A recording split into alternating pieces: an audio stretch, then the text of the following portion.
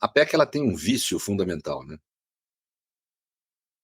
Ela proíbe integralmente a concessão de liminares monocráticas, de decisões monocráticas, salvo em períodos de férias do judiciário. Isso é uma decisão terrível, gente. Terrível.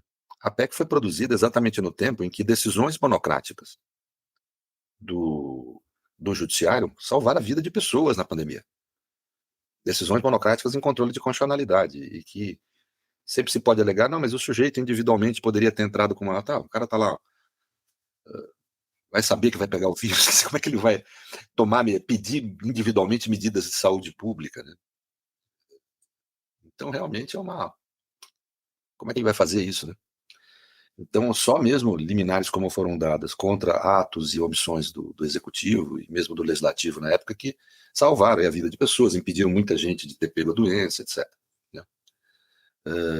Ou seja, o pressuposto da PEC não é errado. No Brasil, eu falo isso há muitos anos, escrevo sobre isso, de que há no Brasil, desde a década de 40, segundo a pesquisa que um orientando meu, inclusive que a Juiz Federal fez numa dissertação de mestrado dele, desde a década de 40, o papel do relator vinha assumindo um papel, no fundo, autoritário dos nossos tribunais. Né?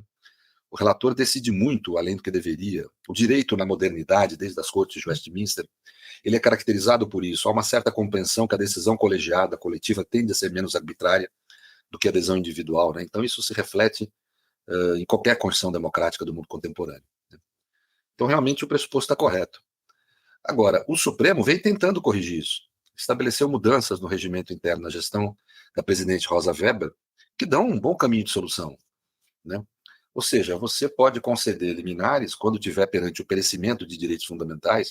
O que significa dizer isso? Que se você esperar uma decisão do plenário naquele caso, direitos fundamentais vão se perder definitivamente. É o caso da pandemia. Uma vez que a pessoa perdeu a saúde, perdeu a vida, o direito à proteção à saúde e à vida está perdido.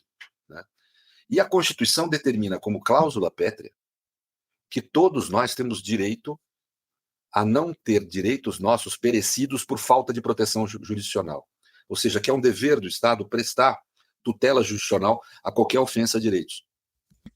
Então, na realidade,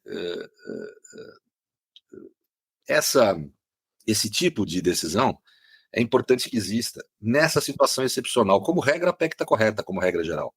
A decisão tem que sempre ser do plenário. Mas quando tiver perante um perecimento de direito, que o aguardar a decisão do plenário, você não vai funcionar o Supremo institucionalmente se tiver o plenário que funcionar 24 horas por dia. Não existe isso. Então você, em situações onde houver o perigo de perecimento de direito, no aguardo da decisão do plenário, o ministro tem que poder, sim, conceder liminar, etc., e proteger aqueles direitos. E isso pode acontecer, sim, no controle concentrado de constitucionalidade. Tanto a gente deu o exemplo da pandemia, né? Mas, de qualquer forma, por isso é que eu acho que assim, a crítica ao papel do relator é correta, ela tem uma disfunção constitucional evidente, não só no Supremo, mas em todos os outros tribunais, e o Supremo é o único tribunal que está buscando corrigir. Agora, para essa PEC ser séria, juridicamente, parar em pé, ela precisaria trazer essa exceção que eu falei. Para ser o que, com todo respeito que merece o presidente do Senado, um grande jurista, mas para ser o que ele falou na fala dele, não, uma PEC séria, pautada em debate técnico do direito, para ser séria deveria ter exceção de poder ser concedido decisão monocrática quando para evitar perecimento de direitos fundamentais. Senão, não é séria. Né? Aliás, ela não é séria mesmo, porque ela foi produzida para evitar, para reagir ao Supremo, porque ele salvou a vida de brasileiros e a saúde dos brasileiros na pandemia. Ela não é séria. Então, tem esse problema técnico que implica numa incompatibilidade com causa pétrea de Constituição. Se aprovada do jeito que está, o Supremo deve declarar, quando provocada a inconstitucionalidade dela? A meu ver, não. O Supremo deve promover uma interpretação conforme, ou seja, dizer que, como regra geral, ela está válida, mas na situação de haver possibilidade de perecimento de direito fundamental, permanece a possibilidade do ministro conceder decisão monocrática. Ou seja, uma interpretação conforme a Constituição. Porque eu acho que o Supremo não deve morder a isca da extrema-direita e enfrentar o Legislativo quando houver uma outra possibilidade de contornar o problema. O Supremo está mordendo a isca da extrema-direita quando conflita com o Executivo.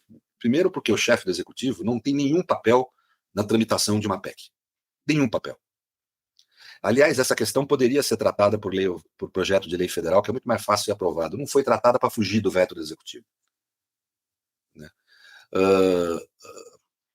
querer pressionar o presidente Lula a tomar qualquer medida pessoal, afastar o líder do governo no Senado por causa disso, porque o senador Jacques Wagner teve um ponto diferente do meu aqui, e acabou provando. É absolutamente irrazoável. O Supremo está fugindo muito do seu papel quando adota esse tipo de postura. Não é papel do Supremo ficar recomendando a chefe do Executivo o que fazer com o líder no Senado.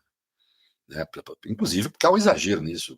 O senador Jacques Wagner não vota só, todos os outros do PT ali votaram contrário à PEC, etc. Eu acho que o Supremo desborda e acaba dando razão, botando lenha na fogueira da extrema-direita, quando ela faz críticas à excessiva politização dele. O Supremo deveria aguardar, inclusive nas críticas ao Senado, deveria ser mais contido do que entre nós. A nós cabe a crítica. Nós, da comunidade jurídica, temos que fazer a crítica. Essa é a primeira questão, a técnico-jurídica. Eu só queria terminar a segunda dimensão, que é a oportunidade. Nós temos que, quando cresce a extrema-direita, nós temos que fazer sempre a crítica da crítica. Muitas vezes a extrema-direita faz críticas adequadas à democracia, que revelam problemas da democracia. Só que a função da crítica não é corrigir ou melhorar a democracia, é destruir a democracia.